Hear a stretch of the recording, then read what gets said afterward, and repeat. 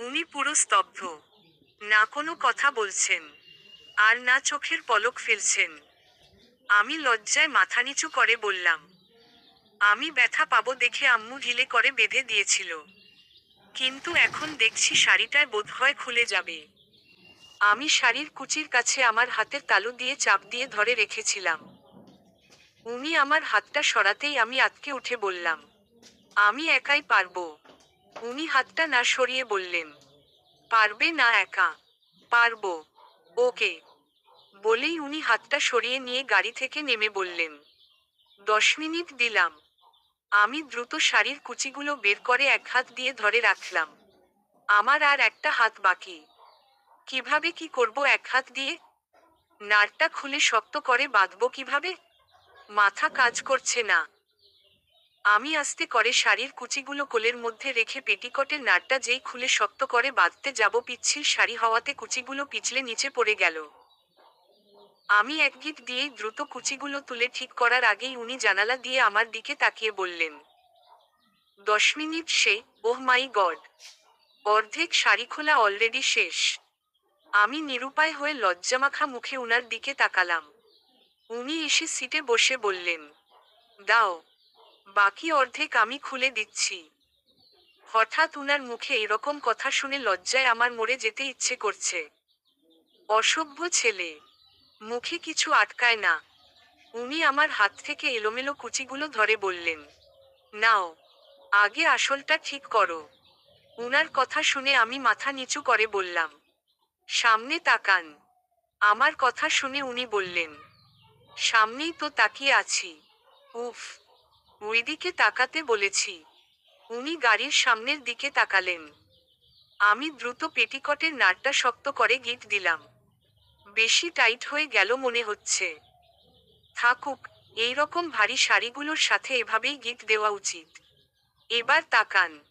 উনি আমার দিকে তাকিয়ে বললেন, ভালো করে গিঁট দিয়েছ তো? রাস্তার মধ্যে খুলে গেলে কিন্তু কেলেঙ্কারি হয়ে যাবে। কথাটা বলেই উনি দুষ্টু হাসি দিলেন। আমি চোখ রাঙিয়ে উনার হাত থেকে কুচিগুলো যেই নিতে যাব উনি হাত সরিয়ে বললেন, পারবে না। বলেই উনি নিজে কুচিগুলো সমানভাবে ঠিক করতে করতে বললেন, পুরুষ মানুষ বলে কি ভেবেছ মেয়েদের কোনো কিছু সম্পর্কে ধারণা নেই? আমি কিছুই বললাম না। উনি আবার বললেন, হাত মাত্র দুটো। সে কিনা আমাকে নামিয়ে দিয়ে পেটিকোট, শাড়ি একসাথে ব্যালেন্স করে ঠিক করবে। ভাবা যায়। আমি চুপচাপ উনার কথাগুলো গিলছি। কিচ্ছু বলতে পারছি না। উনি কুচিগুলো একসাথে করে বললেন, নাও। আমি উনার হাত থেকে কুচিগুলো নিয়ে গুজতে লাগলাম। না, গিঁটটা সত্যিই টাইট হয়ে গেছে।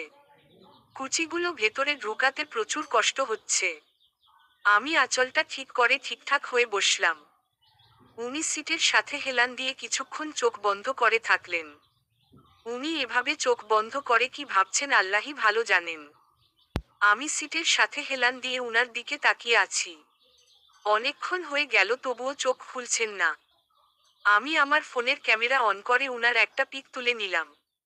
ক্যামেরার ফ্ল্যাশ জ্বলেনি বলে উনি টের পাননি কিছু। আমি ফোনটা সামনে রেখে দিয়ে উনাকে আস্তে করে ধাক্কা দিয়ে বললাম, এভাবে চোখ বন্ধ করে আছেন কেন? উনি চোখ খুলে আমার দিকে তাকিয়ে বললেন, এমনি। ওহ।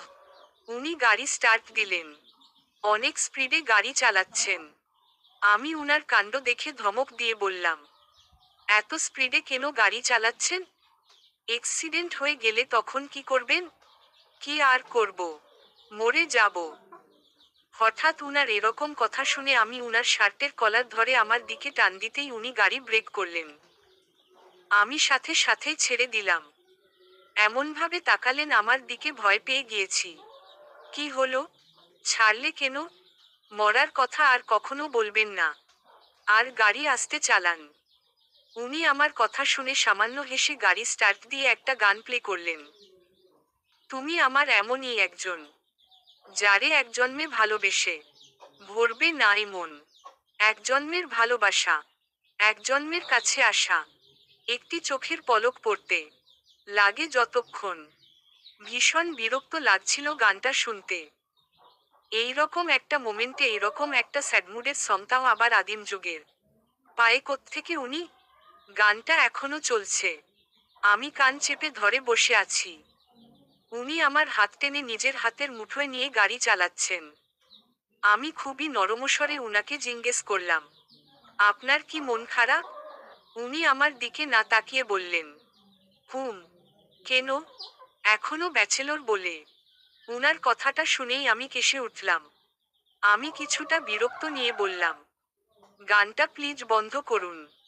বিরক্ত লাগছে খুব। আমার তো ভালোই লাগছে। বুঝলে, আদিম যুগের গানগুলোতে অন্যরকম একটা রোম্যান্টিকতার ছোঁয়া থাকে, যেটা সবাই বোঝে না। এই যে তুমি যেমন বুঝতে পারছো না। কথাটা বলেই উনি আমার হাতটা উনার বুকে চেপে ধরলেন। আমি বামহাত দিয়ে গানটা অফ করলাম। উনি আমার দিকে তাকিয়ে বললেন, বলো তো, আমরা কোথায় যাচ্ছি? জানি না তো। আমরা যাচ্ছি ইয়াশকে সারপ্রাইজ দিতে। কিসের সারপ্রাইজ? আমি ইয়াশকে কথা দিয়েছিলাম ওর বার্থডেতে আমি ওকে ওর সবথেকে পছন্দের গিফটটা এনে দেব। তুমিই হলে আমার দেওয়া ইয়াশের জন্য বেস্ট গিফট। ইয়াশের কাল বার্থডে ছিল। তোমাকে কালই নিয়ে আসতাম বাট তুমি রেজাল্ট নিয়ে অনেক টেনশনে ছিলে যার জন্য তোমাকে বলিনি। ইয়াশ কাল অবশ্য রাগ করেছিল আমি কোনো গিফট দেইনি। বাট কাল কথা দিয়েছিলাম আজ মাস্ট ওর গিফট ওকে দেব। উনার কথাটা শুনে আমি চোখ বড় বড় করে উনার দিকে তাকালাম। উনাকে খুন করতে ইচ্ছে করছে এই মুহূর্তে। ইয়াশের কাল বার্থডে ছিল অথচ এই কথাটা উনি আমাকে কাল বলেননি। খারাপ দেখেছি উনার মতো এত খারাপ জীবনে দেখিনি। অসভ্য একটা। উনি নিজেও জানেন আমি ইয়াশকে কতটা ভালোবাসি তারপরও এরকম একটা কাজ করলেন। একটা গিফট পর্যন্ত নেই আমার সাথে। নিজের চুল নিজেরই টেনে ছিঁড়ে ফেলতে ইচ্ছে করছে। আমি রাগে আমার হাতটা উনার থেকে ছাড়িয়ে নিয়ে জানালার দিকে ঘেঁষে বসলাম। উনি আমার ডান হাত ধরে উনার দিকে ঘুরানোর চেষ্টা করলেন। কিন্তু আমি একটুও নড়লাম না। দেখি, তাকাও এদিকে। আমি উনার হাতটা আমার হাতের উপর থেকে সরিয়ে শাড়ির আঁচলটা মাথায় দিয়ে মুখটা ঢেকে সিটের সাথে হেলান দিয়ে অন্য পাশ হয়ে বসে রইলাম। আমার কাণ্ড দেখে উনি শব্দ করে হাসছেন। আমি তবুও তাকাচ্ছি না। উনি হঠাৎ করে বলে উঠলেন, টিয়া পাখি, তোমার তো সুরসুরি অনেক, তাই না? উনার কথাটা শুনে আমি উনার দিকে তাকানোর সাথে সাথেই আমার দিকে আগানো উনার বামহাতটা দ্রুত ধরে ফেললাম। আমার কাণ্ড দেখে উনি হো হো করে হেসে উঠলেন। গাড়ি গেট দিয়ে ঢুকিয়ে উনাদের বাড়ির সামনে থামালেন। উনি গাড়ি থেকে নেমে আমাকে নামিয়ে বললেন, চলো। বলেই আমার কোমর জড়িয়ে ধরে হাঁটতে শুরু করলেন। আমি ছাড়ানোর চেষ্টা করলে উনি সুরসুরি দিয়ে আমাকে থামাচ্ছেন। মেইন ডোরের সামনে অনেকক্ষণ চুপচাপ দাঁড়িয়ে থেকে কলিং বেল চাপলেন। মণি মেইন ডোর খোলার সাথে সাথেই উনি আমাকে ছেড়ে সোজা হয়ে দাঁড়ালেন। উনি মণিকে ইশারায় কিছু একটা বললেন। মণি আমাদের বাহিরে দাঁড় করিয়ে রেখে দ্রুত ভেতরে চলে গেল। প্রায় 5 মিনিট পর আবার ব্যাক করে বলল, ডান। ইফাজ আমার হাত ধরে বাড়ির ভেতরে ঢুকল। আপুকে দেখলাম বাবুকে নিয়ে ড্রয়িং রুমের সোফায় বসে আছেন। আমাকে দেখে আপু করে উঠে এসে বললেন, কতদিন পর দেখলাম তোমাকে। কেমন আছো? জি ভালো। আমি আপুর কোল থেকে বাবুকে নিয়ে বললাম, ইয়াশ কোথায়? পাশ থেকে ইফাজ উত্তর দিল, উপরে রুমে চোখ বেঁধে বসিয়ে রাখা হয়েছে। আমি অবাক হয়ে বললাম, মানে? চোখ কেন বেঁধে রেখেছেন? ও, কে সারপ্রাইজ দেব বলে? তোমাকে ওর সামনে দাঁড় করিয়ে রেখে পেছনে থেকে আমি বাঁধন খুলে দেব। রুমে একটা ক্যামেরা লাগানো হয়েছে। ইয়াশের এক্সাইটমেন্টের রিয়েকশনটা ক্যামেরা বন্দি করা হবে। ইয়াশ নিশ্চয় এতক্ষণে ছটফট করা শুরু করেছে, চলো তাড়াতাড়ি। উনার কথাগুলো শেষ হওয়ার পর আপু হাসতে হাসতে কিচেনে চলে গেলেন আন্টির কাছে। আমি দ্রুত ইয়াশের কাছে যাওয়ার জন্য বাবুকে কোলে করে সিঁড়ি দিয়ে উপরে উঠতেই শাড়ির কুচিতে পা পড়ল। পাশ থেকে উনি আস্তে করে শাড়ির কুচিগুলো হালকা উপরে তুলে ধরে বললেন, আবার শাড়ি খুলে ফেলার মতলব করছো নাকি? এবার খুলে ফেললে কিন্তু আমার মানসম্মান থাকবে না। নাও ধরেছি। আস্তে আস্তে উঠো। ইয়াশের রুমে ঢুকেই আমি অবাক হয়ে চারপাশে একবার চোখ বুলিয়ে নিলাম। বিভিন্ন শেপের বিভিন্ন কালারের ভিন্ন ভিন্ন বেলুন পুরো ফ্লোরে ছড়িয়ে পড়ে আছে। রুমে বিভিন্ন কালারের লাইট একবার জ্বলছে একবার নিভছে। দেয়ালে আমার আর ইয়াসের বিভিন্ন মোমেন্টের ছবি লাগানো। ইয়াস চোখবাঁধা অবস্থায় বেডের উপর বসে আছে, হাতে একটা বেলুন নিয়ে, কানে হেডফোন লাগানো, হয়তোবা গান শুনছে। ইফাজ আমাকে হাতের ইশারায় এখানেই দাঁড়িয়ে থাকতে বললেন। উনি কয়েক কদম আগানোর পর হঠাৎ আমার কাছে এসে কপালে একটা চুমো খেয়ে ইয়াসের কাছে যেয়ে বাঁধনটা খুলে দিল। ইয়াস সাথে সাথেই চোখ বন্ধ করেই বলে উঠল, ভাইয়া আমার গিফট এনেছো? ইয়াস হাসতে হাসতে চোখ খোলার সাথে সাথেই ওর চোখ আমার উপর পড়ল। আমাকে দেখতে পেয়েই ইয়াস চোখ বড় বড় করে চিৎকার দিয়ে, ভাবি, বলে এক প্রকার লাফিয়ে এসে আমাকে জড়িয়ে ধরল। ইফাজ দ্রুত এসে আমার কোল থেকে মাহিনকে নিল। আর একটু হলে তিনজন সহ পড়ে যেতাম। ইয়াস এমনভাবে আমার কাছে ছুটে এসেছে যে ওর পায়ের নিচে যতগুলো বেলুন পড়ছিল সবগুলো ফটফট করে ফুটে গেল। আমি ইয়াসকে পাঁচকল করে তুলে নিয়ে কপালে একটা চুমো দিলাম। ইয়াস আমার গলা জড়িয়ে ধরে আমার গালে একটা চুমো খেয়ে বলল, সেই কবে তোমাকে দেখেছিলাম। কথাটা বলেই আমার ঘাড়ে মুখ গুজল। অনেকক্ষণ ইয়াস ওভাবেই ছিল। হঠাৎ ঘাড়ে ভেজা কিছু অনুভব হলো। আমি দ্রুত ইয়াসের মুখটা আমার সামনে ধরতেই দেখলাম ইয়াস কান্না করছে। ইয়াস, শোনা, কান্না করছো কেন? দেখো এই আমি আর তোমাকে ছেড়ে যাব না। আমি ইয়াসকে বেডের উপর বসিয়ে ওর সামনে হাঁটু গেড়ে বসলাম। ইফাজ বেডের উপর শুয়ে মাহিনকে বুকের উপর নিয়ে পিঠে হাত বুলিয়ে ঘুম পাড়াচ্ছে। ইয়াস কান্না করছে বাট উনার কোনো রিয়েকশনই নেই। আমি ইয়াসের চোখের পানি মুছে দিয়ে ইয়াসকে জড়িয়ে ধরে কানের কাছে একদম আস্তে আস্তে ফিসফিস করে বললাম, ভাবি আর কোথাও যাবে না, প্রমিস? সত্যিই তো? হুম। ইয়াস আমাকে ছেড়ে আমার হাত ধরে রুম থেকে বের হয়ে আন্টি আঙ্কেলের রুমে নিয়ে এলো। আঙ্কেল ঘুমোচ্ছিলেন। ইয়াসের কাণ্ড দেখে আমি ইয়াসের হাত টেনে ধরে বললাম, এখানে কেন? ইয়াস কোনো উত্তর না দিয়ে আঙ্কেলের কানের কাছে প্রচণ্ড জোরে চিৎকার দিয়ে বলে উঠল, আব্বু! আঙ্কেল ধরফর করে উঠে বললেন, হ্যাঁ হ্যাঁ, কি কি হয়েছে? আমি দ্রুত মাথায় কাপড় দিলাম। আঙ্কেলের কাণ্ড দেখে আমার প্রচণ্ড হাসি পেল। তবুও চুপচাপ থাকলাম। আমি আঙ্কেলকে সালাম দিলাম। আঙ্কেল চশমাটা চোখে পড়ে বললেন, আরে মা, তুমি কখন এলে? একটু আগেই এসেছি আঙ্কেল। বসো বসো।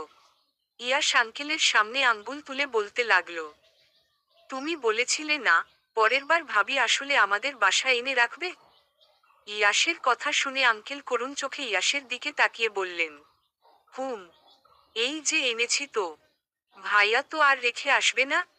না, একদম না। এইবার যদি ভাইয়া নিয়ে যায়, ভাইয়াকে আমি মেরে ফেলবো। হুম। ইয়াসের কথা শুনে আঙ্কেলের মুখটা ফ্যাকাশে হয়ে গেল। আঙ্কেলের হাসি পেল না তবুও হাসার চেষ্টা করলেন। ইয়াস আঙ্কেলকে আর কোনো কিছু বলার সুযোগ না দিয়ে আমাকে নিয়ে রুম থেকে বের হয়ে ওর রুমে চলে এলো। ইফাজ চোখ বন্ধ করে আছে, হয়তোবা ঘুমিয়ে পড়েছে। মাহিন ইফাজের বুকের উপরই ঘুমিয়ে পড়েছে। আমি বেডে যেয়ে চুপচাপ বসে পড়লাম। ইয়াস ইফাজের রুমে গেল ল্যাপটপ আনতে। হঠাৎ আমার শাড়ির আঁচলে টান পড়ল। আমি পাশ ফিরে তাকিয়ে দেখলাম উনি আঁচল ধরে টানছেন। টিয়া পাখি, আজ আর তোমার রেহাই নেই। ইয়াস বিয়ে দিয়েই ছাড়বে। আহ, কাল বাসর করার জন্য রেডি থেকো। আমি উনার হাতে একটা থাপ্পড় দিয়ে শাড়ির আঁচলটা উনার হাত থেকে ছাড়িয়ে নিলাম। ইয়াস এক হাতে ল্যাপটপ আর অন্য হাতে কেক নিয়ে রুমে ঢুকলো। ল্যাপটপটা বেডসাইড টেবিলে রেখে কেকটা বেডের একদম মাঝখানে রাখলো। আমাকে বেডের উপর পা তুলে বসতে বলল। ইয়াসের কথা মতো আমি পা তুলে বসলাম। ইয়াস নাইফ নিয়ে এসে আমার সামনে বসে নাইফের উপর আমার হাত রাখতে বলল। আমি ইয়াসের হাতের উপর আমার হাত রেখে উইশ করতে করতে কেকটা কাটলাম। এক টুকরো কেক তুলে ইয়াসকে খাইয়ে দিলাম। ইয়াসও আমাকে খাইয়ে দিল। আমি আরেক টুকরো কেক তুলে ইফাজের মুখের সামনে ধরে বললাম, দেখি, হা করুন। আমি কেক খাই না। কি? সিরিয়াসলি খাই না? ঘং। বলেই আমি এক হাত দিয়ে উনার গাল চেপে ধরে পুরো কেকটুকু মুখে পুরে দিলাম। উনি খেতে খেতে বললেন, এটাই তো চেয়েছিলাম, ইয়াসের ভাবি আমাকে জোর করুক সবকিছু নিয়ে। উনার কথাটা শুনে আমি অবাক হয়ে অন্যদিকে তাকালাম। ইয়াস অনেকখানি কেক নিয়ে ইফাজকে খাইয়ে দিল। সন্ধ্যের দিকে আমি আপুর রুমে বসে বসে আপুর সাথে গল্প করছিলাম। ইয়াস আর মাহিন সাইডেই খেলছিল। হঠাৎ ইফাজ রুমে ঢুকে পড়ল। আমার পাশে বসে উনি আপুর হাত ধরে সামনে টান দিয়ে তিনজনের মাথা একসাথে করে ফিসফিস করে বললেন, আব্বু আমার শ্বশুর শাশুড়িকে ফোন করে ডেকেছেন। উনাদের বর্তমানে এই বাড়িতে একটা গোপন স্থানে লুকিয়ে রাখা হয়েছে। আব্বু তাদেরকে দেখাতে চায় হিয়ার জন্য ইয়াস ঠিক কতটা পাগল। আব্বু অনেক বুঝানোর পরও নাকি আমার শ্বশুরাব্বা বুঝতে চাননি, যার জন্য এই প্ল্যান করা হয়েছে। ইফাজের কথা শুনে আমি আর আপু দুজনই অবাক হয়ে একজন আরেকজনের মুখ চাওয়াচাওয়ি করলাম। উনি দ্রুত আমার পাশ থেকে উঠে আমার হাত টেনে নিচে নামিয়ে জোরে জোরে ইয়াসকে শুনিয়ে শুনিয়ে বললেন, হিয়া, দেরি হয়ে যাচ্ছে, তাড়াতাড়ি চলো, তোমাকে বাসায় দিয়ে আসতে হবে। ইয়াস লাফ দিয়ে এসে আমাকে জড়িয়ে ধরে ইয়াসের হাতে মারতে মারতে বলল, ভাইয়া ছাড়ো, আব্বুকে বলে দিব কিন্তু। ইফাজ ইয়াসের কথায় পাত্তা না দিয়ে আমাকে হাত ধরে আপুর রুম থেকে বের হয়ে সিঁড়ি দিয়ে নামতে শুরু করলো। ইয়াস ইচ্ছামতো ইফাজকে মারছে। আমার হাত টেনে ইয়াস আমাকে উপরে উঠানোর চেষ্টা করছে। ইফাজ আমাকে নিচে নামাতে নামাতে আস্তে করে বলল, শাড়ির দিকে খেয়াল রেখো। ইফাজ আমাকে সিঁড়ি দিয়ে নামাতেই পারছে না, তবুও চেষ্টা করে গেল। এক পর্যায়ে ড্রয়িং রুমের সোফার কাছে আমাকে আনতেই ইয়াস ইফাজকে খামচাতে শুরু করলো। আঙ্কেল সোফায় বসে ঢং করে পেপার পড়ছিল। আন্টি, মনি আর আপু কিচেনে লুকিয়ে লুকিয়ে ইয়াসের কাণ্ড দেখছিল আর হাসছিল। ইয়াস ইফাজকে থামাতেই পারছে না। ইয়াস দ্রুত মেইন ডোরের সামনে দাঁড়িয়ে পড়ল। দুই দিকে হাত প্রসারিত করে চিৎকার করে আঙ্কেলকে ডাকতে লাগলো। আঙ্কেল কোনো পাত্তাই দিচ্ছেন না, পেপার থেকে চোখ সরাচ্ছেনই না। ইফাজ ইয়াসের সামনে দাঁড়িয়ে বলল, ইয়াস, সরে দাঁড়াও, ভাবির দেরি হয়ে যাচ্ছে। ইয়াস আমাকে জড়িয়ে ধরে কান্না শুরু করে দিল। আমি আর সহ্য করতে পারলাম না। আমি নিজের হাত ইফাজের হাতের মুঠো থেকে ছাড়িয়ে নিয়ে ইয়াসের সামনে বসে ইয়াসকে শক্ত করে জড়িয়ে ধরলাম। ইয়াস ফুপিয়ে ফুপিয়ে কান্না করছে। ইফাজ তবুও অ্যাক্টিং করা বন্ধ করল না। উনি ইয়াসের কাছ থেকে আমাকে ছাড়িয়ে নিতেই ইয়াস দৌড়ে আঙ্কেলের কাছে যেয়ে আঙ্কেলের হাত থেকে পেপারটা নিয়ে টেনে টেনে ছিঁড়তে লাগলো আর আঙ্কেলের মুখের উপর ঢিল মারতে শুরু করলো। আমি উনার হাত থেকে নিজেকে ছাড়িয়ে নিয়ে ইয়াসের কাছে যেয়ে ইয়াসকে পাঁচকল করে তুলে নিয়ে ইয়াসের রুমে চলে এলাম। ইয়াস আমাকে জড়িয়ে ধরেই ফুপিয়ে ফুপিয়ে কান্না করছে আর জোরে জোরে নিঃশ্বাস ফেলছে। আমি ওকে কোলে নিয়েই বেডের উপর বসে বেডসাইড টেবিল থেকে পানির গ্লাসটা হাতে নিয়ে ওর মুখের সামনে গ্লাসটা ধরতেই এক নিঃশ্বাসে সবটুকু পানি শেষ করল। গ্লাসটা রেখে দিয়ে আমি ইয়াসকে বুকের সাথে কিছুক্ষণ চেপে ধরে মাথায় হাত বুলিয়ে দিয়ে শান্ত করার চেষ্টা করলাম। ইয়াস চোখ বন্ধ করে আমাকে জড়িয়ে ধরে আছে। আমি ইয়াসকে নিয়ে বেডের উপর পা তুলে উঠে বসলাম। প্রায় অনেকক্ষণ ইয়াসের কোনো সাড়া শব্দ পেলাম না। ঘুমিয়ে পড়ল নাকি? আমি ইয়াসের গালে হাত দিয়ে ইয়াসকে ডাকার সাথে সাথে ইয়াস মিটমিট করে চোখ খুলল। আস্তে করে আমার কোল থেকে নেমে বালিশের উপর শুয়ে পড়ল। পাশের বালিশে হাত রেখে ইশারায় আমাকে পাশের বালিশটাতে শুতে বলল। আমি ইয়াসের পাশে শোয়ার সাথে সাথেই আমাকে জড়িয়ে ধরে চোখ বন্ধ করল। আমিও ইয়াসকে জড়িয়ে ধরে ইয়াসের মাথায় হাত বুলাতে লাগলাম। প্রায় 1.5 ঘন্টা পর ইফাজ আমাকে ডাকতেই আমি চোখ খুললাম। ইয়াসের দিকে তাকিয়ে দেখলাম ইয়াস ঘুমোচ্ছে। ওর সাথে সাথে আমি যে কখন ঘুমিয়ে পড়েছি খেয়ালই করিনি। আমি উনার দিকে তাকাতেই উনি আমাকে ইশারায় উঠে আসতে বললেন। আমি ইশারায় উনাকে বুঝালাম, সম্ভব না। ইয়াস আমাকে অনেক শক্ত করে ধরে ঘুমোচ্ছিল। আমার কোমর থেকে হাতটা ছাড়াতে গেলেই উঠে পড়তো শিওর। আমি উনাকে রুম থেকে ইশারায় চলে যেতে বলে চোখ আবার বন্ধ করলাম। হঠাৎ উনি আমার বন্ধ চোখে একটা চুমো খেয়ে বললেন, আন্টি আঙ্কেল তোমাকে নিয়ে যেতে চাচ্ছিল, তাই ডাকতে আসলাম। আমাদের বিয়ের কথাবার্তা চলছে। শ্বশুরমশাই আমার দোটানায় পড়েছেন। আমার এই বাবু বউটাকে এই পিচ্ছি বয়সে আমার কাছে পাঠাতে ভয় পাচ্ছেন। কথাগুলো বলেই উনি দুষ্টু হাসি দিলেন। আমি দ্রুত উনার থেকে চোখ সরিয়ে নিলাম। ইয়াসের দিকে তাকিয়ে দেখলাম ইয়াস অঘরে ঘুমোচ্ছে। হঠাৎ উনি আমার কোমর থেকে ইয়াসের হাত ছাড়ানোর চেষ্টা করলেন। আমি দ্রুত উনার হাতটা চেপে ধরে বললাম, উঠে গেলে ঝামেলা হবে কিন্তু। সাবধানে করছি তো। উনি অনেক সাবধানে হাতটা সরাতেই ইয়াস নড়ে উঠল। আমি দ্রুত ইয়াসকে আগের মতো জড়িয়ে ধরে শুয়ে পড়লাম। ইয়াসও ঘুমের ঘোরে আগের ন্যায় জড়িয়ে ধরল। আমার কাণ্ড দেখে উনি অবাক হয়ে কিছুক্ষণ আমার দিকে তাকিয়ে থেকে হতাশ হয়ে রুম থেকে চলে গেলেন। যাওয়ার সময় বলে গেলেন, এদের অবস্থা দেখে মনে হচ্ছে ইয়াসের স্কুল টাইমে আমাকে বাসর করতে হবে। ইম্পসিবল। উনার কথাটা শুনে আমার প্রচণ্ড হাসি পেল। আমি শব্দহীনভাবে কিছুক্ষণ হাসলাম। কিছুক্ষণ পর আন্টি আর আপু রুমে ঢুকে ইয়াসকে কোনোরকমে আমার থেকে ছাড়িয়ে নিয়ে আমার জায়গায় আপু শুয়ে পড়ল। আপুর কাণ্ড দেখে আমি তো অবাক। আন্টি আমার হাত ধরে আস্তে করে বেড থেকে নামিয়ে বললেন, ইয়াসকে বুঝানো হবে তুমি চিটাগাং চলে গিয়েছ। আন্টির কথা শুনে আমি অবাক কণ্ঠে আন্টিকে বললাম, আন্টি, আমার কিন্তু ভয় করছে। আর কিছুদিন এভাবে কষ্ট করতে হবে। তোমার বাবা এখনই তোমাকে বিয়ে দিতে চাচ্ছেন না। আন্টির কথাটা শুনে আমার প্রচণ্ড রাগ হলো। আজ ইয়াসের কান্না দেখেও আব্বু আমার পড়াশোনা থেকে মন সরাতে পারছে না। আমাকে অনার্স পাশ করিয়েই ছাড়বে। ওহ মাই গড, আরও 4 বছর। কোনোভাবেই সম্ভব নয়। বাসায় যেয়ে আম্মুর সাথে কথা বলতে হবে। আন্টি আমাকে ড্রয়িং রুমে নিয়ে আসলেন। আব্বু আম্মু ড্রয়িং রুমেই বসেছিল। আঙ্কেলও ছিলেন সাথে। আমাকে দেখেই আব্বু আম্মু উঠে দাঁড়ালো। আম্মু আমার কাছে এসে আন্টির সাথে ভালোমন্দ কথা বলে বিদায় নিলেন।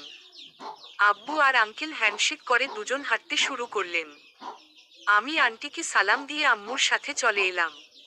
ইফাজকে একটাবারও দেখতে পেলাম না।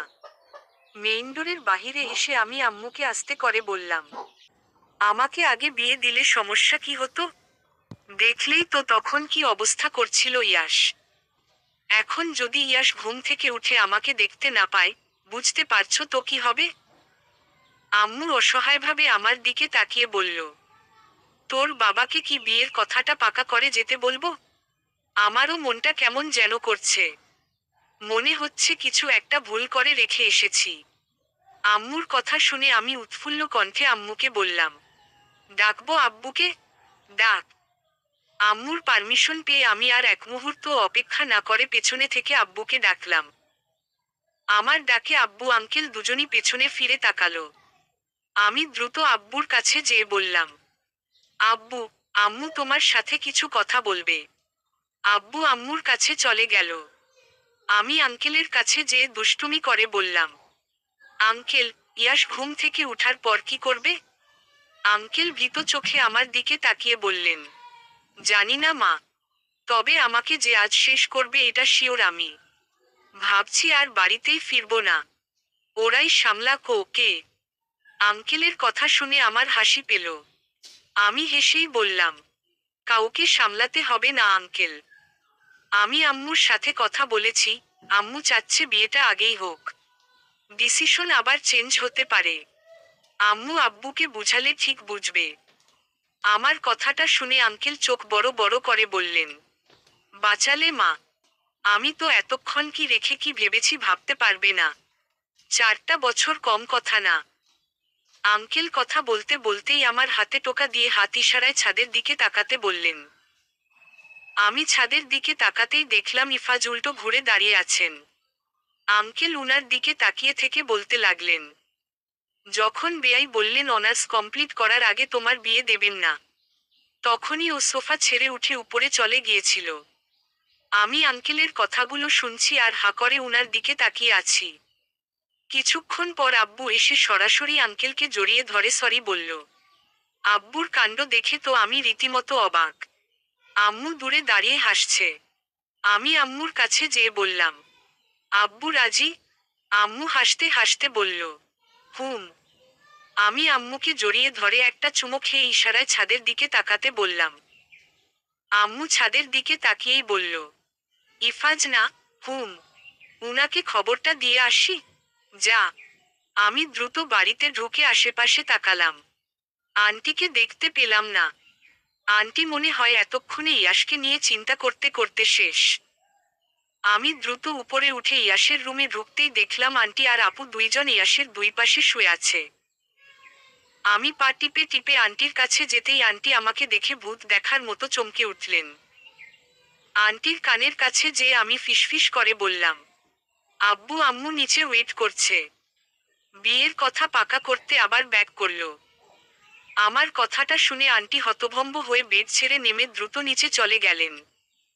আমি ছাদের দিকে পা বাড়ালাম। উনি রেলিং এর সাথে হেলান দিয়ে আকাশের দিকে তাকিয়েছিলেন। উনার মুখোমুখি ছাদের দরজাটা ছিল। তবুও উনি দরজার দিকে তাকালেন না। হয়তোবা এখনো আমাকে দেখেননি। আমি বুকে হাত দিয়ে কিছুক্ষণ জোরে জোরে নিঃশ্বাস নিলাম। তারপর আস্তে আস্তে পা বাড়িয়ে উনার দিকে এগোতে থাকলাম। উনি তবুও তাকাচ্ছেন না। এত কাছে চলে এসেছি তারপরও উনার চোখ পড়ছেই না আমার দিকে। আর কয়েক কদম এগুলেই উনার একদম কাছে চলে যাব। উনি একধানে আকাশের দিকে তাকিয়ে আছেন। আমি আরেক পা মাত্রই বাড়াবো সেই মুহূর্তে উনি দৌড়ে এসে আমাকে পুরো নিজের সাথে মিশিয়ে নিলেন। আমি চমকে উঠে সাথে সাথেই জোরে একটা চিৎকার দিলাম। উনি দ্রুত আমার মুখ চেপে ধরলেন। আমি মুখ থেকে উনার হাতটা সরিয়ে বললাম, এতক্ষণ দেখেও না দেখার ভান করছিলেন, তাই না? উনি আমাকে আরো কাছে টেনে বললেন, ইয়েস মিসেস চৌধুরী। সিঁড়ি দিয়ে নামতে নিয়ে দেখলাম তুমি উপরে ছাদের দিকেই আসছো। আমি দ্রুত আবার ব্যাক করে চুপচাপ দাঁড়িয়ে পড়লাম। উনার কথা শুনে আমি উনার বুকে কিল দিয়ে বললাম, আব্বু আম্মু যে আবার ব্যাক করেছে বিয়ের কথাটা পাকা করতে, জানেন? আমার কথা শুনে উনি চোখ বড় বড় করে বললেন, সত্যি? আমি তো ভাবলাম যাওয়ার সময় আমার সাথে দেখা করতে তুমি ছাদে এলে। উহু। আব্বু আম্মু নিচে আন্টি আঙ্কেলের সাথে কথা বলছে। বিয়েটা তাহলে খুব শীঘ্রই হতে চলেছে। কথাটা বলেই উনি আমাকে ছেড়ে আমার শাড়ির আঁচল টেনে আমার মাথায় দিয়ে বললেন, আমার বউ, আমার 100 বেবির মা, আমার হার্ট। কথাটা বলেই আমার পেটে হাত রেখে বললেন, বেবিরা তোমাদের আর বেশি দিন অপেক্ষা করতে হবে না। খুব শীঘ্রই তোমাদের আনার ব্যবস্থা করছি। বলেই কপালে একটা চুমু দিয়ে আমাকে উল্টো ঘুরিয়ে পেছনে থেকে জড়িয়ে ধরলেন। সাথে সাথেই মাথার কাপড় পড়ে গেল। উনি চুলে মুখ গুজে বললেন, টিয়া পাখি। আমি অস্ফুট স্বরে বলে উঠলাম, হু, কিছু না। কতক্ষণ ওভাবে থেকে উনি ঘাড়ে একটা চুমু দিয়ে আচমকা আমাকে কোলে তুলে রেলিং এর উপর বসালেন।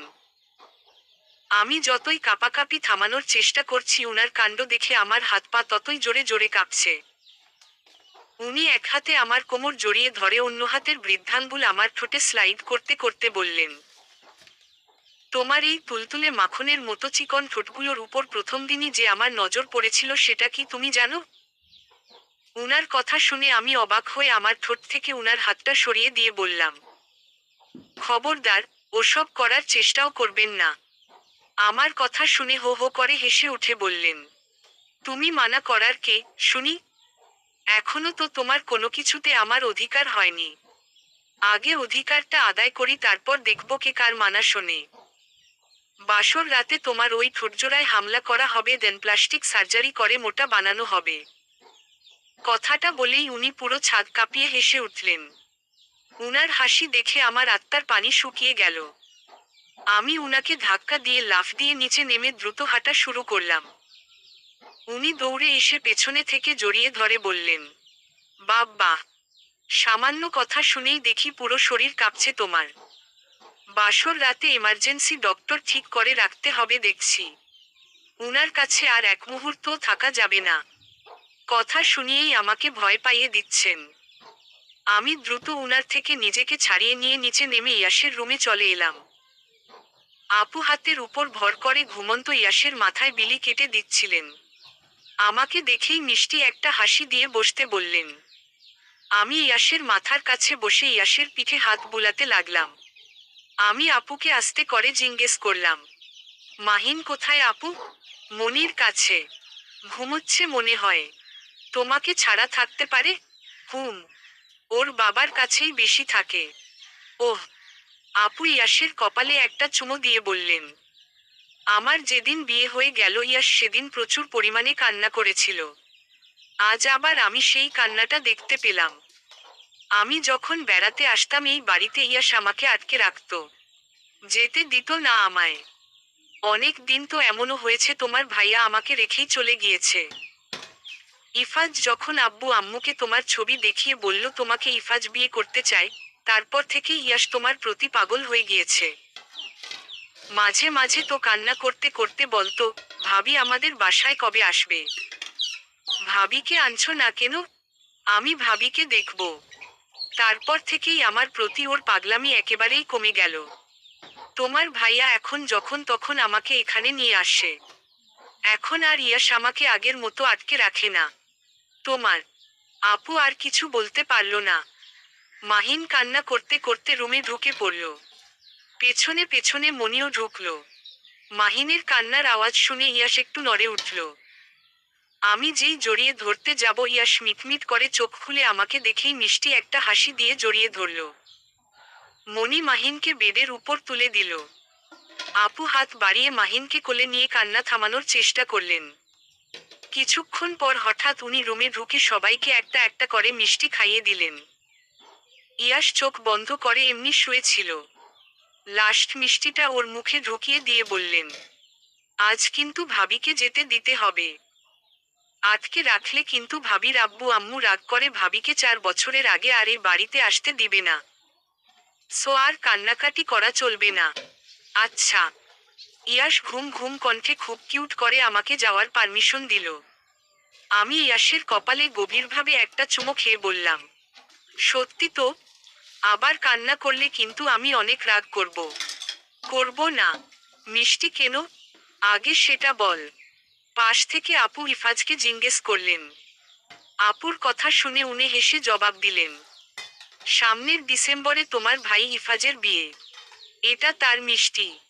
উনার কথা শুনে আমি অবাক হয়ে বললাম, এই ডিসেম্বরে? ইয়েস, এই ডিসেম্বরে।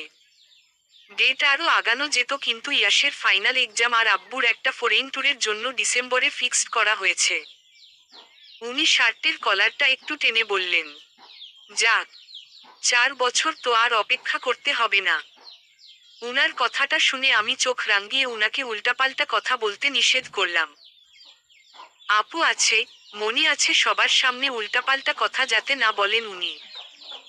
উনি আমার আর ইয়াসের হাত ধরে বেড থেকে নামিয়ে বললেন, আন্টি আঙ্কেল আর এক মুহূর্ত অপেক্ষা করতে চাচ্ছেন না। তাড়াতাড়ি তোমাকে যেতে বলল। অলরেডি অনেক রাত হয়ে গিয়েছে। ইয়াস আমার হাত ধরে হেলেদুলে হাঁটতে লাগলো। আপু মাহিনকে কোলে নিয়ে মনির সাথে আমাদের পেছনে পেছনে আসলো। সবার কাছ থেকে বিদায় নিয়ে ইয়াসকে কোলে করে আমি গাড়ি পর্যন্ত আসলাম। আম্মু আমার সাথেই ছিল। আব্বু আঙ্কেল আর ইফাজ আমাদের পেছনে ছিল। আমি ইয়াসকে নিয়ে পেছনের সিটে উঠে বসলাম। আম্মু আমার পাশে এসে বসলো। আব্বু ইফাজ আর আঙ্কেলের সাথে হ্যান্ডশেক করে গাড়িতে উঠে বসলো। ইফাজ এসে আমার কোল থেকে ইয়াসকে নিতেই ইয়াস দ্রুত আমার গালে একটা চুমো খেয়ে টাটা দিল। আমিও ইয়াসকে একটা চুমো দিয়ে বাই বললাম। আমি ইফাজের দিকে তাকাতেই উনি ঠোঁটের ইশারায় ফ্লাইং কিস করলেন। আমি সাথে সাথেই আম্মুর দিকে তাকালাম। আম্মু বাহিরে তাকিয়ে ছিল, তার মানে দেখেনি। আমি উনার দিকে তাকিয়ে মিষ্টি একটা হাসি দিয়ে হাতের ইশারায় উনার ফ্লাইং কিসটা ধরে বুকে হাত রাখলাম। আমার কাণ্ড দেখে উনি অবাক হয়ে কিছুক্ষণ তাকিয়ে থেকে হেসে ফেললেন। বাসায় এসেই দ্রুত শাড়িটা চেঞ্জ করে নিলাম। এতক্ষণ নিজেকে ভারী বস্তা বহনকারী ট্রাক মনে হচ্ছিল। শাড়িটা খোলার পর নিজেকে তুলার চেয়েও পাতলা মনে হলো। প্রচুর ক্লান্ত লাগছে। দ্রুত বিছানায় যেয়ে শুয়ে পড়লাম। বিছানায় শোয়ার কিছুক্ষণ পরই নাফিসা এসে পেছনে থেকে হাত পা আমার উপর তুলে দিয়ে জড়িয়ে ধরে বলল, আপু, কি শুনছি? যা শুনেছিস ঠিক শুনেছিস। এখন বিরক্ত করিস না তো। যা এখান থেকে। আমি ঘুমাবো। নাফিসা আমাকে ছেড়ে আমার ফোনটা নিয়ে বলল, একটু গান শুনবো। নেই, তোর যা মন চায় তুই তাই কর। আমার সামনে থেকে সরলেই হলো। নাফিসা ফোনটা নিয়ে আমার পাশে শুয়ে পড়ল। আমার চোখ একদম লেগে আসছিল। দ্রুত চোখ বন্ধ করে ফেললাম। কিছুক্ষণ পর হঠাৎ নাফিসা বলে উঠল, ভাইয়া, এই কয়েক মাস ঘুমোতে পারবেন তো একা একা? নাফিসার কথাটা শুনেই আমি দ্রুত পাশ ফিরে ওর কাছ থেকে ফোনটা কেড়ে নিয়ে বারান্দায় চলে এলাম। ফোনটা কানের কাছে ধরতেই উনি বলে উঠলেন, কি হলো, চুপ কেন? উত্তর দাও। আমি বিব্রত হয়ে বললাম, কিসের উত্তর? টিয়া পাখি নাকি? আমি আস্তে করে বললাম, হুম। ঘুম আসছে না? ঘুমোচ্ছিলামই। নাফিসার জন্য জেগে গেলাম। কেন? কি করেছে ও? আমি হাই তুলতে তুলতে বললাম, গান শুনবে বলে আমার ফোনটা নিয়ে বেয়াদবটা আপনাকে ফোন দিয়ে কথা বলছিল। সেটা কানে আসতেই জেগে গেলাম। বাবা, নিজের বোনকেও আমার সাথে কথা বলতে দিবে না? উফ, উল্টো বুঝেন কেন? দুজনই তো মুখে রসের হাড়ি নিয়ে ঘুরেন। লাগামহীন সব কথাবার্তা চলবে আপনাদের মধ্যে। সেটা ভেবেই কানেকশন নষ্ট করলাম। আমার কথা শুনে উনি হো হো করে হেসে উঠলেন। তারপর বললেন, আমার হয়ে ও কে একটা থেক্স দিও। কেন? এই যে, ওর জন্য তোমার সাথে কথা বলতে পারছি। দিও কিন্তু থেক্স। পারবো না। তুমি পারোটা কি? বলো তো একটু শুনি। কিছুই পারি না আমি। কিছুই পারতে হবে না তোমাকে। একবার আমাকে তুমি বলে ডাকো তাহলেই হবে। উনার কথা শুনে আমি কিছুক্ষণ নীরবতা পালন করে বললাম, কখনোই সম্ভব না। কেন? আপনি করে বলতে ভালো লাগে, তাই। কিন্তু আমার যে তোমার মুখ থেকে তুমি ডাকটা শুনতে ইচ্ছে করছে। কি করব এখন? চুপচাপ ঘুমিয়ে পড়ুন। ওকে ঘুমোবো। তার আগে একবার শুধু বলবে, ইফাজ, আমি তোমাকে ভালোবাসি। উনার কথাটা শুনেই আমি কেসে উঠলাম। প্লিজ, একবার, প্লিজ। আমি আস্তে করে বললাম, এটা আমার মুখ থেকে কোনোদিনও বের হবে না। বিয়ের পর মাস্ট বের হবে। আমি বের করাবো। এখন প্লিজ একবার বলো। আমি শক্ত করে গ্রিল ধরলাম। বলতে পারবো না। মুখে আসছে না আমার। আসবে, আসবে, আসবে, আসবে, ট্রাই করো একবার। Dash comma dot. লজ্জা নারীর ভূষণ। কথাটা তো ভুল। এখানে নারী লজ্জার ভূষণ হবে। এভাবেই প্রায় 20 মিনিট কথা বলার পর উনি ফোন রেখে দিলেন। উনার কথাগুলো এখনো কানে বাজছে। আমি মুখ প্রসারিত করে একটা হাসি দিয়ে বেডে যেয়ে শুয়ে পড়লাম। সকালে উঠেই দেখলাম আব্বু আম্মু অলরেডি সব প্ল্যান শুরু করে দিয়েছে। আমি যে পাশে বসতেই আমাকে বিভিন্ন ধরনের প্রশ্নে জর্জরিত করল, দেখ তো হিয়া, এটা কেমন হয়েছে? লিস্টে এটা না রাখলেও চলবে, চলবে না রে হিয়া? খাবারের মেনুটা অন্যরকম করা উচিত ছিল, তাই না রে হিয়া? আব্বু আম্মুর প্রশ্নে আমি পাগল হয়ে দ্রুত উঠে রুমে চলে এলাম। ইফাজকে ফোন দিতেই উনি রিসিভ করে বললেন, উম্মম, বলো। ঘুমোচ্ছেন? হুম। ওহ, সরি, ডিস্টার্ব করলাম। রাখছি। এই পাগলি, একটা মাইর দিব। কোথায় একটু মিষ্টি মিষ্টি কথা বলে জেগে তুলবে। তা না করে সরি, রেখে দিচ্ছি। আমি তো মিষ্টি করেই আপনাকে আবার ঘুমাতে বলছি। হঠাৎ নাফিসা রুমে ঢুকে বলল, আপু, আম্মু ডাকছে। বলেই চলে গেল। উনি নাফিজার কথাটা ফোনের ভেতর থেকেই শুনতে পেয়েছেন। নিজেই বললেন, যাও, শুনে আসো শাশুড়ি মা কি বলেন। হুম। বলেই ফোনটা কেটে দিয়ে আম্মুর কাছে চলে এলাম। আম্মু আমার হাত ধরে টেনে আম্মুর পাশে বসিয়ে বলল, দেখতো এই হারটা কেমন? আমি হারটা নেড়েচেড়ে দেখে বললাম, হুম, সুন্দর তো। পছন্দ হয়েছে? হুম। আম্মু হারটা রাখতে রাখতে বলল, আচ্ছা, এখন যা। এটা দেখাতেই ডেকেছিলাম। আমি চুপচাপ উঠে চলে এলাম। ফোনটা হাতে নিয়েও আর ফোন দিলাম না। উনি হয়তোবা আবার ঘুমাচ্ছেন। বিকেলের দিকে অ্যাপার্টমেন্টের সামনে আমরা সব কাজিনরা আর অ্যাপার্টমেন্টের কিছু বড় আপুরা মিলে হ্যান্ডবল খেলছিলাম। হঠাৎ অ্যাপার্টমেন্টের গেট দিয়ে একটা গাড়ি ঢুকতেই সবার নজর সেদিকে পড়ল। গাড়িটা আমার চেনা চেনা লাগছিল। ইফাজের গাড়ির মতো ছিল। গাড়িটা একদম অ্যাপার্টমেন্টের সামনে গিয়ে থামল। আমরা দূর থেকে তাকিয়ে দেখছি। হঠাৎ গাড়ি থেকে ইয়াশকে নামতে দেখলাম। ওহ মাই গুডনেস! ইয়াশকে নামতে দেখেই সবাই হাসাহাসি করছে আর ইফাজকে নিয়ে নানা ধরনের কথা বলছে। আমি দ্রুত হেঁটে গাড়ির কাছাকাছি আসতেই ইয়াশ দৌড়ে এসে আমাকে জড়িয়ে ধরল। আমি সাথে সাথেই বসে ইয়াশকে জড়িয়ে ধরলাম। আমার দৃষ্টি গাড়ির দিকে। এখনো উনি নামছেন না দেখে ইয়াশকে জিজ্ঞেস করলাম, তোমার ভাইয়া নামছেন না কেন? ভাইয়া তো আসেনি, ড্রাইভার আঙ্কেল নিয়ে এসেছে আমাকে। ওহ! মুহূর্তেই মনটা খারাপ হয়ে গেল। আমি ইয়াশকে নিয়ে গাড়ির কাছে গিয়ে ড্রাইভার আঙ্কেলকে গাড়ি থেকে নামতে বললাম। উনি নামছিলেন না। অনেকবার বলার পরও যখন নামলেন না তখন আমি আঙ্কেলের হাত ধরে গাড়ি থেকে নামিয়ে বললাম, লজ্জা পাচ্ছেন কেন আঙ্কেল? আমি তো আপনার মেয়ের মতোই। আমার কথা শুনে আঙ্কেল আমার মাথায় হাত রেখে ঠোঁট নাড়িয়ে কিছু একটা বলে ফু দিলেন। উনার কাণ্ড দেখে আমি কিছুটা বিব্রত হয়ে জিজ্ঞেস করলাম, কি করলেন? দোয়া করলাম, মা। ওহ! আমি হেসে ইয়াশ আর আঙ্কেলকে বাসায় নিয়ে এলাম। আঙ্কেলকে সোফায় বসিয়ে রেখে আমি ইয়াশকে নিয়ে আম্মুর রুমে ঢুকলাম। আম্মু গেম খেলছিল। ইয়াশকে দেখেই আম্মু চোখ বড় বড় করে ফোনটা রেখে ইয়াশকে কোলে নিয়ে বলল, সারপ্রাইজ? ইয়াশ হেসে মাথা নেড়ে বলল, হুম। ইয়াশ একাই এসেছে, ড্রাইভার আঙ্কেলের সাথে। উনি ড্রয়িং রুমে বসে আছেন। আমার কথা শুনে আম্মু ইয়াশকে আমার কাছে দিয়ে দ্রুত ড্রয়িং রুমের দিকে পা বাড়ালো। আমি ইয়াশকে নিয়ে আমার রুমে চলে এলাম। ইয়াশের জুতো জোড়া খুলে দিয়ে বেডের উপর বসিয়ে আমার ফোনটা হাতে দিয়ে বললাম, গেম খেলো, আমি একটু আসছি। হুম হুম। আমি রুম থেকে বেরিয়ে কিচেনে এসে একটা ট্রেতে করে নাস্তা আর পানির গ্লাস নিয়ে রুমে এসে ইয়াশের সামনে ট্রেটা রেখে পাশে বসে বললাম, তোমার জন্য সব ঝাল খাবার নিয়ে এসেছি। ফোনটা রেখে আগে সব শেষ করো। ইয়াশ ফোন না রেখে গেম খেলতে খেলতে বলল, খাইয়ে দাও। ইয়াশের কথা শুনে আমি হেসে খাইয়ে দিতে দিতে বললাম, তোমার ভাইয়া আসেনি কেন? 3টার দিকে ভাইয়ার ফ্রেন্ডরা এসে ভাইয়াকে নিয়ে ঘুরতে বেরিয়েছে, তাই আসতে পারেনি। ওহ!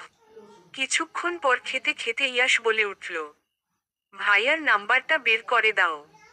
আমি অবাক হয়ে জিজ্ঞেস করলাম, কেন? কথা বলবো। ভাইয়াকে না জানিয়ে তোমার কাছে এসেছি। কথাটা বলেই ইয়াশ হাসল। আমি ইয়াশের হাত থেকে ফোনটা নিয়ে উনার নাম্বারে কল দিয়ে বললাম, রিং হচ্ছে, নাও। ইয়াশ ফোনটা কানে ধরে কিছুক্ষণ চুপচাপ থেকে আমাকে ইশারায় বলল, রিসিভ করেছে। লাউড স্পিকারে দেওয়া ছিল।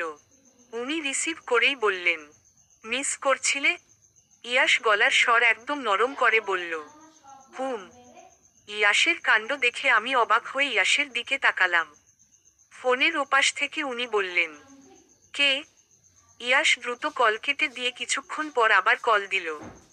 আমি ইয়াশকে খাইয়ে দিচ্ছি আর চুপচাপ ওর কাণ্ড দেখছি। উনি আবার রিসিভ করে বললেন, হিয়া, কি হয়েছে? ঠিক আছো তো তুমি? ইয়াশ আবার ছোট্ট করে বলল, হুম। হিয়া কোথায়? উনার প্রশ্নটা শুনে ইয়াশ ভয়ে ফোন কেটে দিয়ে আমার সাথে একদম লেগে বসল। আমি ইয়াশের হাত থেকে ফোনটা নিতেই উনি কলব্যাক করলেন। সাথে সাথেই রিসিভ করলাম। হুম, বলুন। বলুন মানে? এতক্ষণ কে কথা বলছিল? মানে? আমি তো মাত্র আসলাম। তোমার ফোন কার কাছে ছিল এতক্ষণ? কার কাছে থাকবে আবার? রুমে ছিল। চেক করো, এর আগে দুবার তোমার নাম্বার থেকে কল এসেছে। ওয়েট। আমি কিছুক্ষণ নীরব থেকে বললাম, কই? নেই তো। হোয়াট? এই ভূত আছে নাকি তোমাদের বাসায়? উনার কথা শুনে আমি হেসে বললাম, কেন? ভূতে ভয় পান নাকি? উনি হেসে বললেন, উহুম। একটা পরীকে দেখে খুব ভয় পাই। তোমাদের বাসাতেই থাকে। কই, আমার তো চোখে পড়েনি। না পড়ার কি আছে? আয়নার সামনে দাঁড়িয়ে পড়ো, ঠিক চোখে পড়বে। চোখ ধাঁধানো রূপ তার। একবার কারোর নজরে পড়লে সেই চোখ শীতল হয়ে যায়।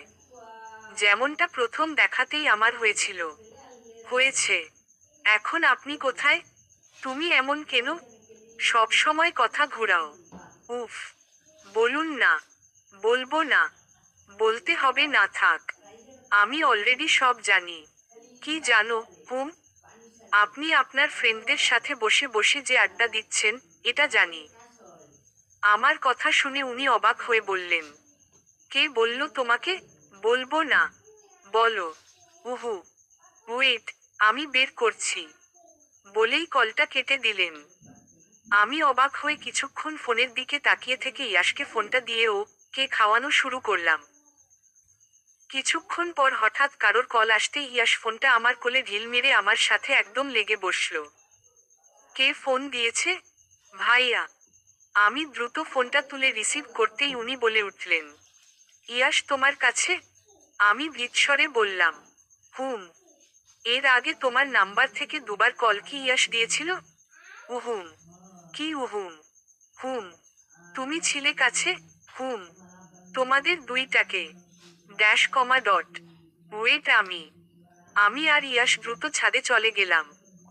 ছাদে দাঁড়িয়ে দাঁড়িয়ে গেটের দিকে তাকিয়ে আছি। অনেকক্ষণ হয়ে গেল তবুও কোনো গাড়ি ঢোকার নাম নেই। আমি আর ইয়াশ রেলিং এর সাথে হেলান দিয়ে চুপচাপ বসে আছি। ইয়াশ আমার ফোনে গেম খেলছে। আমি ওর গেম খেলা দেখছি। হঠাৎ গাড়ি ঢোকার আওয়াজ শোনার সাথে সাথেই আমরা দুজন দুজনের দিকে তাকিয়ে দ্রুত উঠে দাঁড়ালাম। নিচে তাকিয়ে দেখলাম উনি গাড়ি থেকে নামছেন। ইয়াশ উনাকে দেখতে পেয়েই আমার হাত শক্ত করে ধরে বলল, ভাবি। হুম। কি হবে এখন? আমি ইয়াশকে নিয়ে 10 তলায় চলে এলাম। প্রতিটা লিফটের দিকে তীক্ষ্ণ দৃষ্টি দিয়ে রেখেছি। একটা লিফট মাত্র চালু হলো। লিফটটা 5 নাম্বার ফ্লোরে থামতেই ইয়াশ আঙ্গুল দিয়ে দেখিয়ে বলল, ভাইয়া বের হলো মাত্র। আমি ইয়াশের দিকে অসহায়ভাবে তাকিয়ে বললাম, হুম। আমরা চুপচাপ হাঁটাহাঁটি করছিলাম। হঠাৎ আমার ফোনে কল আসতেই স্ক্রিনে তাকিয়ে দেখলাম উনি ফোন করেছেন। আমি ধরলাম না। ইয়াশ একবার সিঁড়ি দিয়ে ছাদের দিকে উঠছে আবার নামছে। আমার দৃষ্টি ওই লিফটটা থেকে সরছেই না। হঠাৎ ইয়াশ চিৎকার দিয়ে বলে উঠল, ভাবি। ভাইয়া পেছনে। বলেই ইয়াশ দৌড়ে ছাদে চলে গেল। আমি পেছনে তাকাতেই দেখলাম উনি প্যান্টের পকেটে হাত দিয়ে দাঁড়িয়ে আছেন। উনাকে দেখা মাত্রই আমি 2 কদম পেছনে চলে গেলাম। ভালো আছো? উনি আমার দিকে এগিয়ে আসতে আসতে বললেন। আমি 2 সিঁড়ি উপরে উঠে বললাম, হুম। এখানে দাঁড়িয়ে কি করছিলে? খেলছিলাম। নতুন খেলা নাকি? হু। নাম কি? Dash comma dot. নাম নেই? হু। লুকোচুরি। লুকোচুরি খেলছিলাম। একা একাই? উহু। ইয়াশ আর আমি। স্টপ। এভাবে পিছিয়ে যাচ্ছ কেন? উনার ধমক শুনে আমি সাথে সাথেই দাঁড়িয়ে গেলাম। উনি আমার একদম কাছে এসে আমার সামনের চুলগুলো কানের পেছনে গুজে দিয়ে বললেন, তোমার সঙ্গীটা কই গেল? হুম। Dash comma dot. তুমিও পালানোর প্ল্যান করছো নাকি? কাজটা করলে কিন্তু একেবারে ফেঁসে যাবে, বলে দিচ্ছি। উনার এরকম রাগী কণ্ঠস্বর শুনে আমার ভয়গুলো নিজের ভেতরে আরো ভালোভাবে জেঁকে বসল। আমি ছাদের শিয়রিঘরে একবার তাকিয়ে দেখলাম ইয়াশ আছে নাকি। না, নেই ইয়াশ। আমি দ্রুত উনাকে জড়িয়ে ধরে বললাম, সরি। আর কখনো ওরকম মিথ্যা বলবো না। এই যে আপনাকে জড়িয়ে ধরেছি নিজের ইচ্ছায়। প্লিজ। আমার কাণ্ড দেখে উনি শরীর কাঁপিয়ে হেসে উঠলেন। হাসতে হাসতে বললেন, উহু। এভাবে হবে না। শক্ত করে ধরো। আমি শক্ত করে ধরে বললাম, এই যে ধরেছি। এটাকে শক্ত করে ধরা বলে না। কথাটা বলেই উনি আমাকে জড়িয়ে ধরে নিজের সাথে একদম চেপে ধরে বললেন, এটাকে শক্ত করে জড়িয়ে ধরা বলে। উনার কাণ্ড দেখে আমি চোখ বড় বড় করে উনার দিকে তাকাতেই উনি আমার চোখের উপর ফু দিলেন। সাথে সাথেই আমি চোখ বন্ধ করে ফেললাম। অনেক শক্ত করে ধরেছেন। প্রচণ্ড ব্যথা পাচ্ছি। আমি উনার কাছ থেকে নিজেকে ছাড়াতে ছাড়াতে বললাম, ব্যথা পাচ্ছি, ছাড়ুন। তো। আহ। প্লিজ। ছি। এসব কোন ধরনের আওয়াজ? ব্যথা পাচ্ছি খুব। ছাড়ুন। উহুম। ফ্ল্যাটের কেউ দেখে ফেললে সর্বনাশ। আর ইয়াশ আমাকে আপনার সাথে এই অবস্থায় দেখলে আমাকে খারাপ ভাববে। ছাড়ুন। উফ। কোথাও শান্তি নেই। বলেই উনি আমাকে ছেড়ে দিয়ে ছাদের দিকে পা বাড়ালেন। আমি কিছুক্ষণ হাত পা ঝাঁকিয়ে নিলাম। এমনভাবে ধরেছিলেন, উফ, হাড়গোড় সব ফাটিয়ে দিয়েছেন। উনার পেছনে পেছনে আমিও ছাদে উঠলাম। ইয়াস ছাদের কোনায় একটা ফুটবল রাখা ছিল, সেটা নিয়ে খেলছিল। ইফাজকে দেখামাত্রই ভয়ে ফুটবলটা ফেলে দিয়ে আমার পাশে এসে ওড়নার নিচে নিজেকে লুকিয়ে ফেলল। আমি উনার দিকে তাকিয়ে চোখ রাঙিয়ে ইশারায় ইয়াসকে বোকা দিতে মানা করলাম। উনি সাথে সাথেই হেসে বললেন, এক ভীতুর কাছে অন্য ভীতু লুকিয়েছে, গুড। কথাটা বলেই উনি ফুটবলটা উঠিয়ে হাতে ঘুরাতে ঘুরাতে ছাদের চারপাশ ঘুরে ঘুরে দেখতে লাগলেন। আমি ইয়াসকে নিয়ে ছাদের অন্য পাশে চলে এলাম। উনি ঘুরতে ঘুরতে সেই আমাদের কাছেই এসে থামলেন। ইয়াস আমার হাত টেনে ছাদের পশ্চিম সাইডের কর্নারে নিয়ে দাঁড় করালো।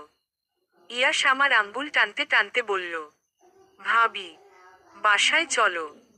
ভাইয়া দেখো কেমন লুক নিয়ে তাকিয়ে আছে এদিকে। ইয়াসের কথা শুনে উনার দিকে তাকিয়ে দেখলাম সত্যি সত্যি উনি অদ্ভুতভাবে আমাদের দিকে তাকিয়ে আছেন। আমি ইয়াসের হাত ধরে চুপচাপ নিচে নেমে এলাম। পেছনে পেছনে উনিও এলেন। লিফটে উনি প্রথমে ঢুকে দেন আমাদের ঢুকতে দিল। ইয়াস আমাকে মাঝখানে দাঁড় করিয়ে নিজে আমার পাশে দাঁড়ালো। আমি আর চোখে উনার দিকে তাকিয়ে চোখ ফিরিয়ে নিলাম। উনি পকেটে হাত দিয়ে হিরো লুক নিয়ে স্ট্রেইট সামনে তাকিয়ে আছেন।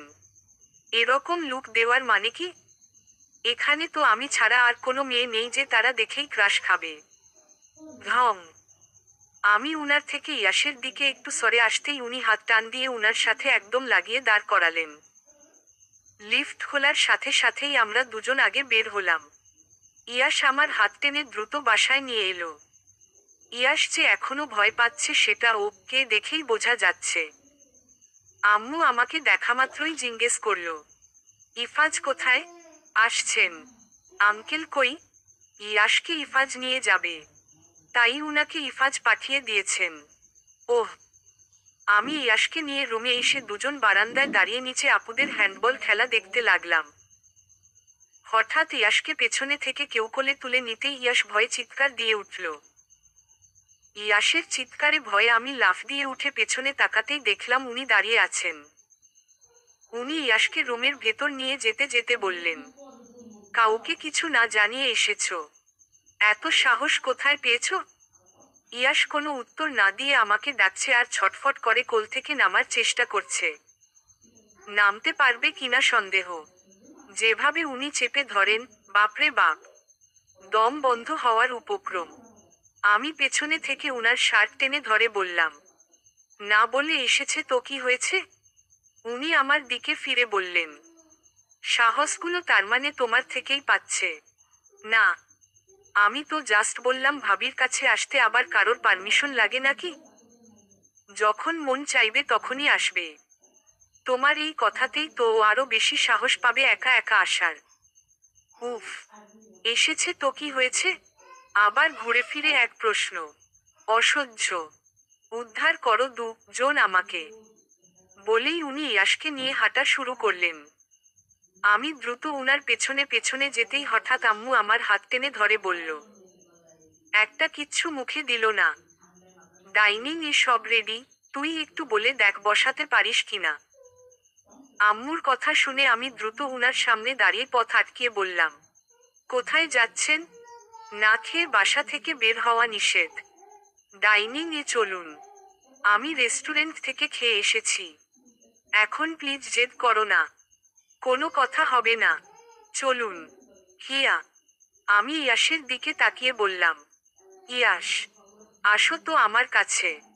ভাইয়া অনেক শক্ত করে ধরেছে। অসহায়ভাবে ইয়াস কথাটা বলল। আমি উনার দিকে তাকিয়ে বললাম, কি হলো? চলুন। ওকে। বলেই উনি আমার হাত ধরে বললেন, চলো। তুমিও খাবে আমার সাথে।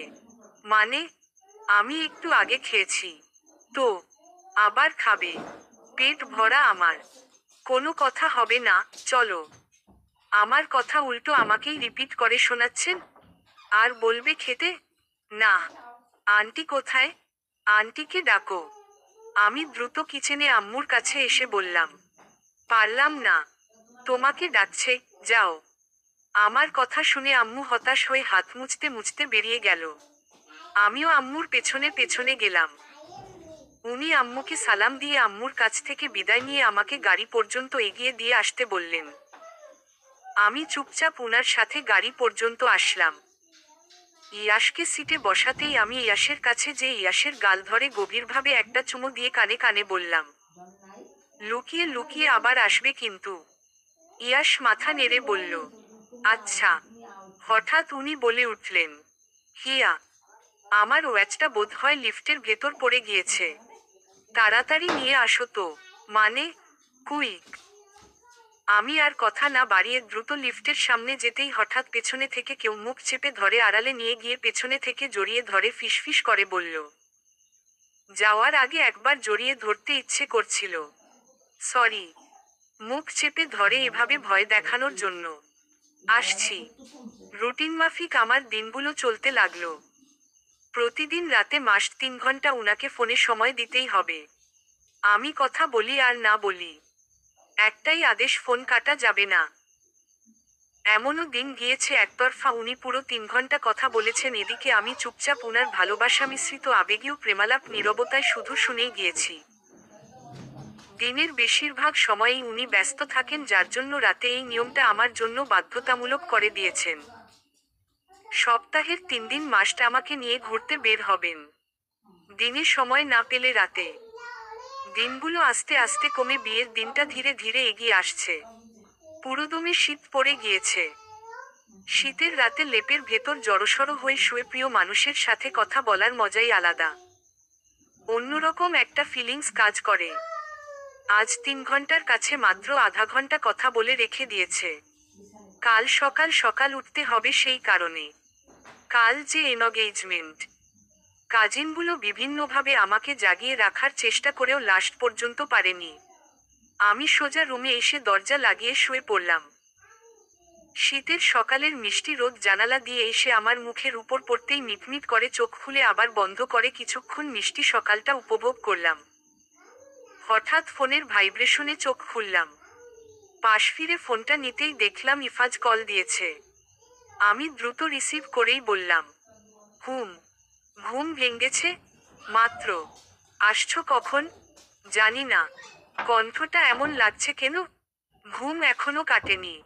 আবার ঘুমোতে ইচ্ছে করছে। ঘুমাও ঘুমাও। এই 2 দিন বেশি বেশি ঘুমিয়ে নাও। আমার কাছে আসলে তো আর। আম্মু ডাকছে। বাই।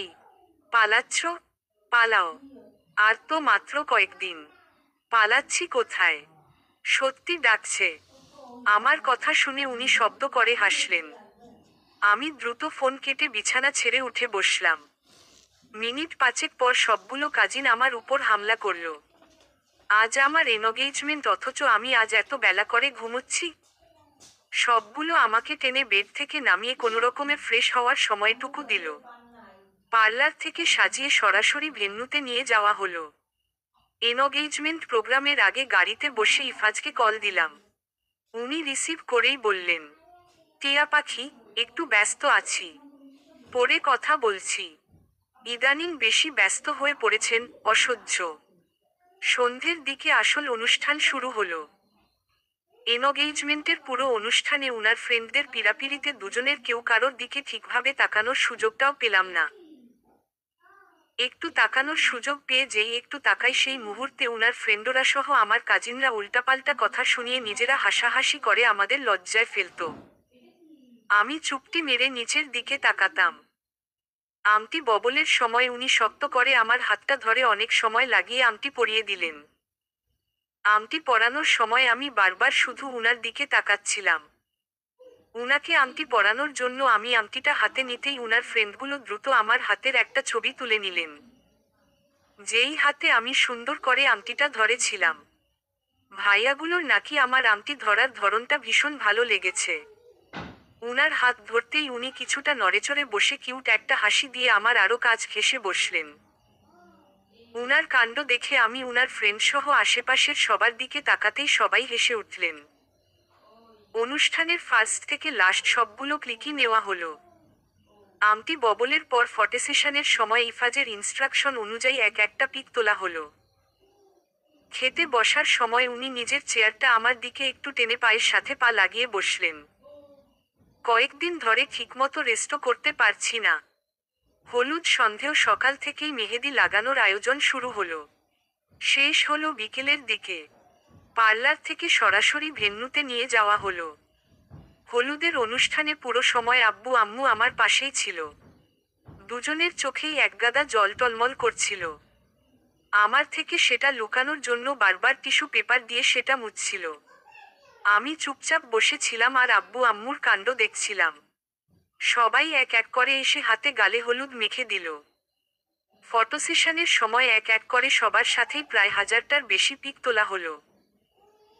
এত ফ্ল্যাশের আলোয় চোখ পুরো জ্বলছে। হলুদের রাতে এক ফোঁটাও ঘুম হলো না। উনার সাথে কথা শেষ করে শেষরাতের দিকে একটু চোখ লেগে এসেছিল। পরের দিন সকালে উঠে ফ্রেশ হয়ে ব্রেকফাস্ট করে সোজা পার্লারে নিয়ে যাওয়া হলো। রেড কালার বেনারসি পরানো হলো। সাজগোজের ওখানেই কয়েক ঘন্টা লেগে গেল। বিয়ের সাজগোজের পর ক্লাবে নিয়ে যাওয়া হলো। ক্লাব গেইটে গাড়ি থামতেই কয়েক সেকেন্ডের মধ্যেই কনের গাড়ির চারপাশে ভিড় জমে গেল। গাড়ির দরজা খুলে আপু আমার হাত ধরে গাড়ি থেকে নামালেন। ক্লাবে ঢুকতেই দেখলাম ইফাজ শেরওয়ানি পরে দাঁড়িয়ে দাঁড়িয়ে উনার কোনো এক ফ্রেন্ডের সাথে হাত নেড়ে নেড়ে কথা বলছেন। কনে এসেছে, কনে এসেছে, সবার হইচই শুনে ইফাজ পেছনে ফিরে এদিকে তাকাতেই চোখ বড় বড় করে ঠাই দাঁড়িয়ে রইল। পার্লারের ওখানেই আমার টাইম নষ্ট হয়েছে। ইফাজ অনেক আগেই এসেছে। সবার বিয়েতে বর পরে আসে।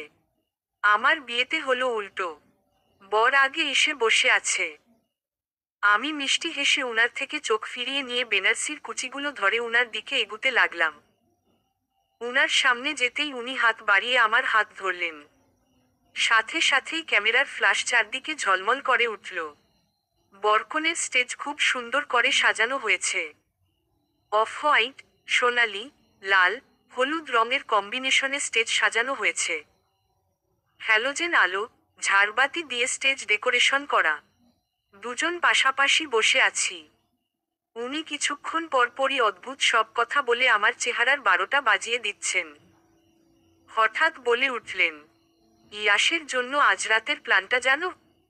উনার কথাটা শুনে আমি অবাক হয়ে জিজ্ঞেস করলাম, প্ল্যান মানে? উনি ফিসফিস করে বললেন, বাসর রাতের প্ল্যান। কি? হুম। আজ ইয়াসের সব ফ্রেন্ডকে ইনভাইট করা হয়েছে। ওরা আজ রাতে ইয়াসের সাথেই থাকবে। ফ্রেন্ডদের পেলে ইয়াস দুনিয়ার সব ভুলে যায়। বুঝলে, টিয়া পাখি? কথাটা বলেই উনি আমার হাত শক্ত করে ধরলেন। গেস্টরা উনার কাণ্ড দেখে মুখ টিপে হাসছেন। সেদিকে উনার কোনো ভ্রুক্ষেপই নেই। এই কয়েকদিন ধরে আম্মু আমাকে নিয়ে এতই টেনশনে ছিল যে কাল রাতে কাজ করতে করতে হঠাৎ মাথা ঘুরে পড়ে গিয়েছিল। আজ বিয়েতে অ্যাটেন্ড করতে পারেনি। আব্বু এসেছে। 1000টা ফর্মালিটিজ পালন করে বিয়ে পড়ানোর সময় আমি অনেকটা সময় নিয়ে কবুল বললাম। যেটা দেখে আমার ফ্যামিলি মেম্বার্সরা একটু হলেও অবাক হয়েছে। বিশেষ করে কাজিনগুলো। গেস্টদের খাওয়া কমপ্লিট হতে হতে প্রায় 9টা 10টা বেজে গেল। বিদায়ের সময় আব্বু আর চোখের পানি আটকে রাখতে পারল না। আব্বুর কান্না দেখে আমি আব্বুকে জড়িয়ে ধরে কান্না করে দিলাম। এমন অবস্থা হলো দুজনের কান্নার আওয়াজ আস্তে আস্তে বৃদ্ধি পেল। আমাদের অবস্থা দেখে অনেকে চোখ মুছছে। অনেকে এসে আমাদের আলাদা করার চেষ্টা করছে।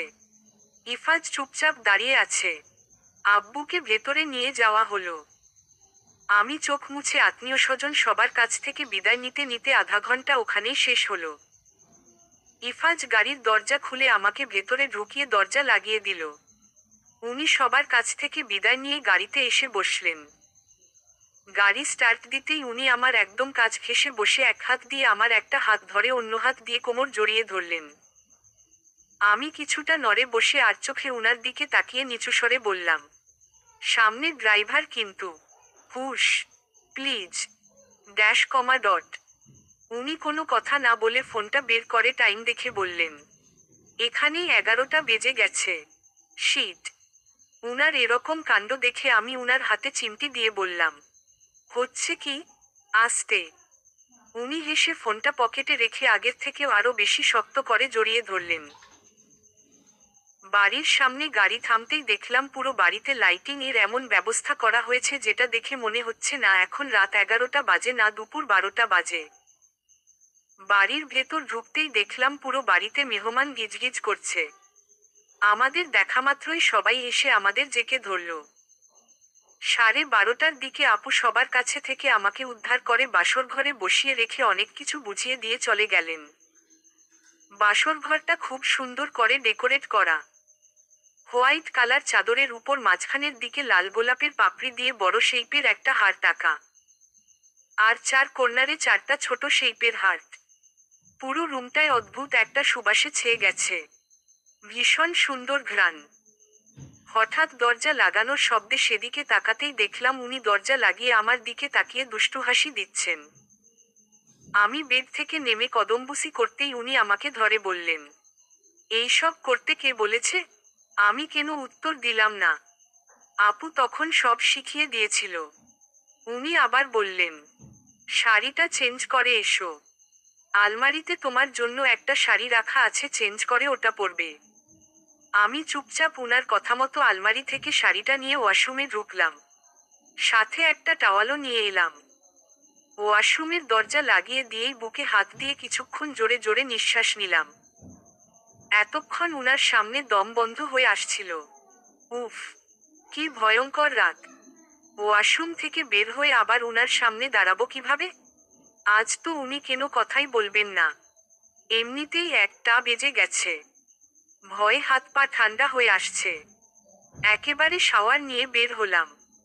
পুরো রুম অন্ধকার দেখেই ভয়ে বুক কেঁপে উঠল। বেডে যে একজন শুয়ে আছেন সেটা হালকা আলোতে দেখতে পেলাম। লাইট অফ কেন? লজ্জা যাতে না পাও। উনার কথাটা শুনেই আমার হাতের টাওয়ালটা পড়ে গেল। উনি বেড ছেড়ে উঠে আমার দিকে আসতেই ভয়ে আমি হাতমুঠো করে শাড়ি আঁকড়ে ধরলাম। উনি আমার একদম কাছে এসে বললেন, বড্ড গরম পড়েছে, তাই না? বলেই শেরওয়ানি আমার সামনেই খোলা শুরু করলেন। ডিসেম্বরের কনকনে শীতে কিনা উনার গরম লাগছে। আমি কিছুটা পিছুতেই উনি আমার কোমর ধরে টান দিয়ে কোলে তুলে নিলেন। আমার পুরো শরীর অবশ হয়ে এলো। উনি অন্ধকারেও কিছুক্ষণ আমার দিকে ঠোঁটে দুষ্টুমি ভাব ফুটিয়ে তুলে অদ্ভুত দৃষ্টিতে তাকিয়ে থেকে বেডের দিকে এগুতে লাগলেন।